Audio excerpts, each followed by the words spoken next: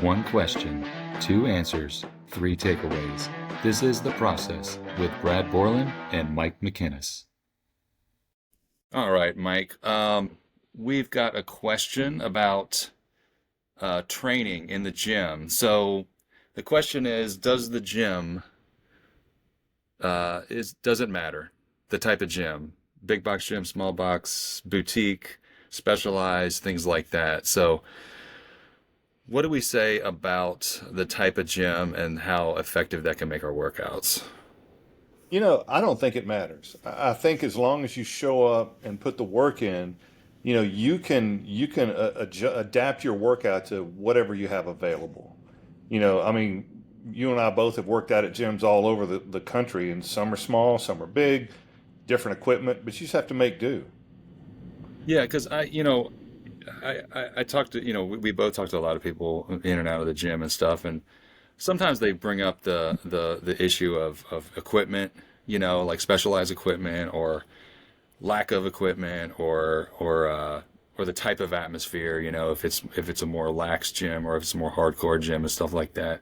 Well, so what do you say, like, does atmosphere really matter, or is that something that's more, dare I say, personal, I think it is a personal thing because I guess speaking for myself, I've always been very self-motivated, you know, but so it doesn't really matter to me if there's music playing, if there's not, if it's a, high energy gym or if nobody's in there. I don't care, but I could see where, a higher energy gym could motivate some people to work out a little harder, maybe do an extra set or two, push themselves a little bit harder. I think it just really depends on the person.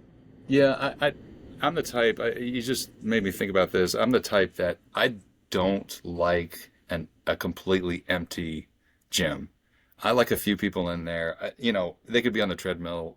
It Yeah. doesn't matter. But I don't know. There's something about some others, not to show off or anything in front of them, but I think other people just give you energy and in general, and um, I kind of I like that, and I like other people working out, and maybe it gives you opportunity to work in with them, and you might chit chat a little here and there and learn Yeah. something new. You never know. So that's my personal sort of preference, but I never try to let it hinder, you know, any motivation or anything like that. So I I kind of think of it like, you can go in there in two different mentalities. Number one, you can go in there more of an external mentality, or um, you know, like, oh, what does this gym or what does this place have to offer me? Or it'd be more internal. It's like, okay, what can I do with what I have available? Does that Yeah. make sense? No, absolutely. And I think that's a good point. Um, you're talking about the having people in the gym because, Yeah. even, anybody, even a really experienced, lifter, you still feed off of other people in the gym. Um, but I'll tell you this, when I was in college, I worked at a gym and I used to open the gym most mornings and we opened at 5:30. And I used to get there at like 4:15 or 4:20 and I would work out in the dark. Mhm. Like I would turn the radio on, but it was in the dark. Had the gym to myself, and I'm telling you, man, those were some of the best workouts of my life. I loved it. But see, I guess I'm kind of a chameleon. I can go both ways because I love the interaction in the gym, and you and I have talked about this many times over the Yeah. years. It's like some of the best friends I've ever had in my life are people I've met at the gym. I mean, I'm talking to one right now. It's like, you know, I mean, so I could kind of go both ways. It really just depends on the mood. So is there? Well, I asked kind of this question to both of us. Really, is there certain pieces of like gym equipment or things like that are kind of a must-have for you? For me, bare minimum, I need a rack of dumbbells Yeah. and a bench, and, Mm. and I can do this during COVID when the gyms were closed. I bought a selectorized set of dumbbells. They went up to 80 pounds, which is it's decent weight, and I have an adjustable bench. and I did every single workout with the dumbbells and the adjustable bench, and I didn't lose any muscle. You know what I mean? I Yeah. had good workouts. So it kind of goes back to what I was saying before. You really have to just, it's like being in the military. You have to improvise. Yeah. You just make do with what you have. Yeah, I think for me, of course, with a good set of dumbbells, you can pretty much do anything, but um, I'm a little uh, spoiled, I guess. I need a chin-up bar. Right. Well, Uh, hey, that's pretty important. I remember during the COVID lockdown, I installed a chin-up bar in my garage with plumber's pipe. So Awesome. um, Yeah. it was one of those things I absolutely had to have.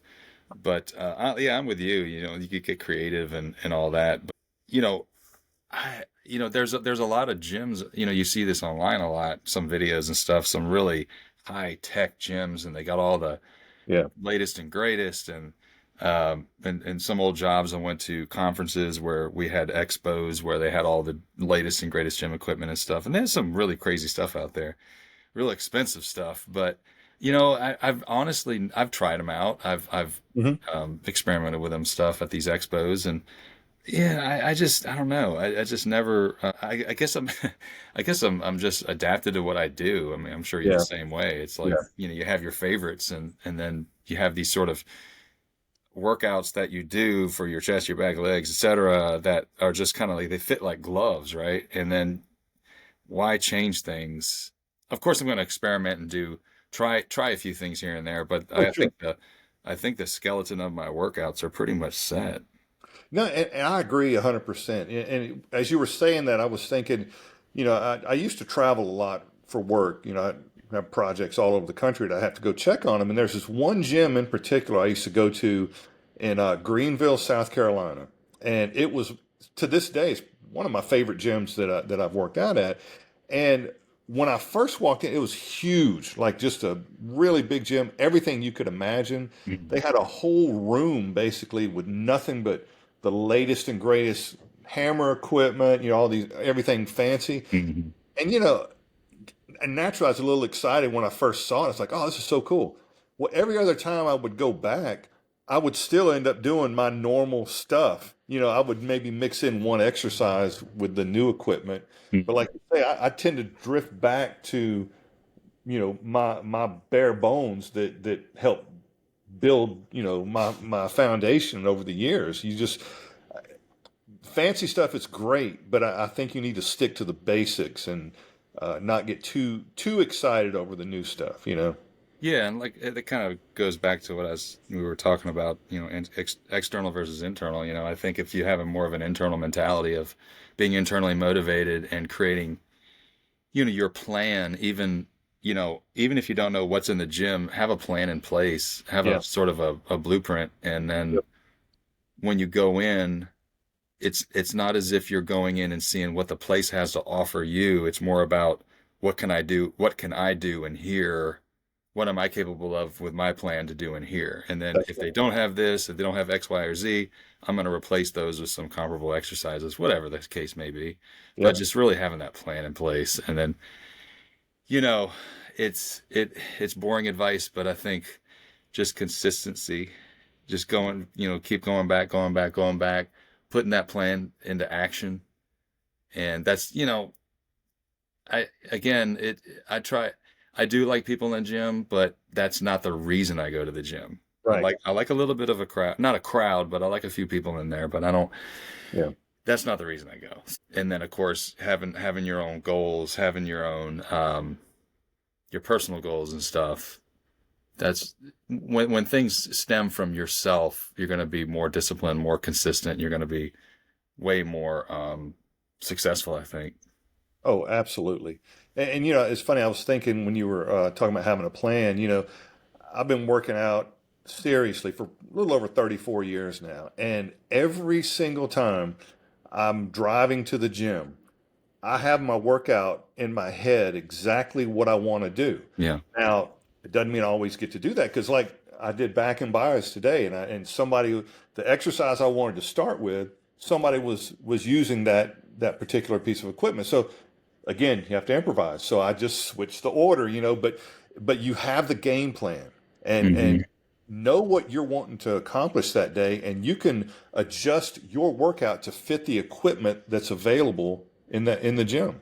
Right. Yeah, and something just popped in my head when you talk about like a dumbbell workout or, minimal equipment. Um, People, you get asked questions every now and then, what do you do for your shoulders or arms or whatever? And it's, I always get, what do you do for your biceps? And it's like, well, I do barbell curls and dumbbell curls.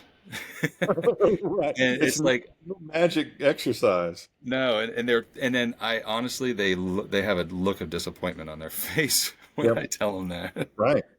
Because you know what it is too? Like that's why, when people see new equipment, they get really excited because Mm, the average person thinks that it's the equipment or the machine that's going to make the difference. It doesn't. My opinion, it's the effort that you put into it that makes the difference. hmm Again, the COVID example, all I had was dumbbells and an adjustable bench. hmm And I got just as good of workout as if I was at that gym in South Carolina I was talking about. It's like, Yeah. you know, people get excited about the new and exciting, but the basics are what gets you there.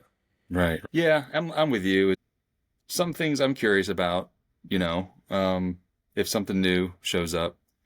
Um, but I don't know. I guess I'm kind of set in my ways a little bit. I've you've done certain exercises for, like in your case, 34 years, and and there's a reason you've done them for 34 years, right? So why quit? Why Right. ditch Right. it?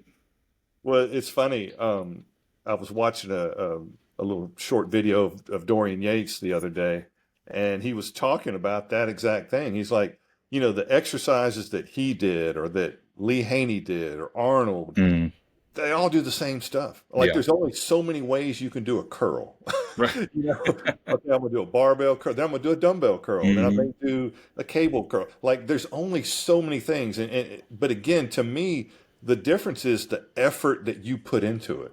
You know, Yeah. like it doesn't matter. It's how hard you work. Yeah, so I guess wrapping it up with some three takeaways we can take from this is number one, have a plan.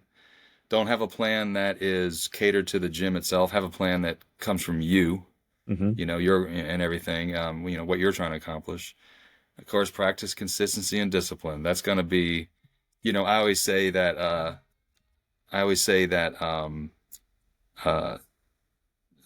you could have a mediocre plan. You could have a a, a subpar plan. You can have a crappy plan.